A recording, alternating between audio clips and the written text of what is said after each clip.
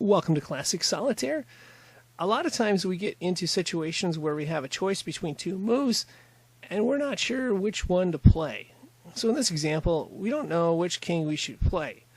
At the moment, I'm leaning toward the one on the left because there is a red queen underneath it that you can't see. That will, make some extra moves down the line.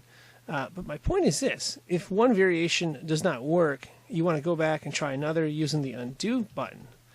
And the point I'm really trying to make here is don't look at necessarily 2 or 3 moves sometimes. You got to look deeper than that. Like sometimes it may only do 1 or 2 moves and you're like, well, the one on the left had more moves, so I'm going to go with that. But the one on the right, if you look at the total number of cards, may actually be better.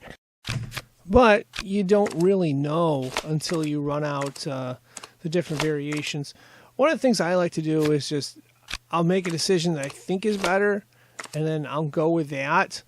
And then if it doesn't work, I'll use the undo button to go back and try the other variation and see if there's something I may have missed or if a different angle works out. But you don't know for sure really until you play it out.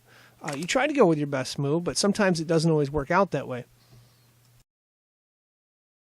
And when it does not work out, that's okay, because we've essentially found one way that doesn't work. We're just going to use the undo button to go back and figure out which way might work. We know this way doesn't work, but we can try another way and another way. And if we do that consistently over time, we will improve our chances of solving difficult puzzles such as this one right here. If you notice on the right, we're at a little bit of an impasse, and that's because we've played it a little bit too fast. So what we're going to do is undo and go back and test another variation that's a little bit slower and see if we can't get all the cards out. One of the things that can slow us down sometimes in a game like this and even stop us from solving it is incorrect use of the draw pile. If you'll notice, there is a first, second, and third pile as we click through. So this would be our first choice right here. Second choice would be obviously right here. And then our third group of choices would be right here. The problem we had here is we went too fast in moving these cards out. And we didn't think in terms of, okay, if we move all 3 of these cards, this is going to be our first one right here. And then this will obviously be second. So how do we change that, or how do we maximize our chances? Well, the first thing that we would do is look at what cards we want to pull down. There's a spot for the King of Clubs. There's a spot for the Queen of Hearts. Now, if you think on another level, what we need to do is only pull 1 card. So if we pull this 8 of clubs out right here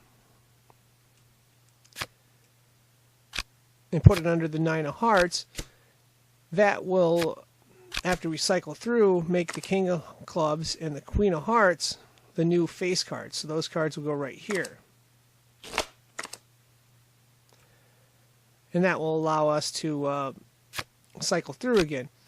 And if we can do that like one at a time, play these one at a time. So like I would play this card right here, this 8 of clubs, if I know the King of Clubs can be played, because then if you think at another level here, let me get rid of all this stuff here. If you think at another level here, what we ultimately want to do is get this 2 of clubs out of here. We don't want to get bogged down with that. We also want to get, the 3 of diamonds out, and eventually we'd like to move this Jack of clubs out. But in order to do that, we need to be smart in how we take cards out of the draw pile.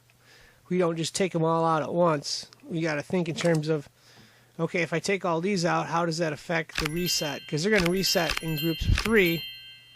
The question is, how do we want to manipulate that? And if we can be smart with it, we're going to solve a lot more puzzles than if we just take everything we can in one shot and, okay, we're done. The trick, of course, is mastering these techniques and looking at different variations and knowing which card to pull when. Once you get better at this, you're going to see your results improve And then situations where you were losing before, you're going to find yourself winning. Not every time, though. Not everything is solvable, but you definitely can improve your odds. And of course, that is going to wrap this up. I am signing out. Thank you for watching.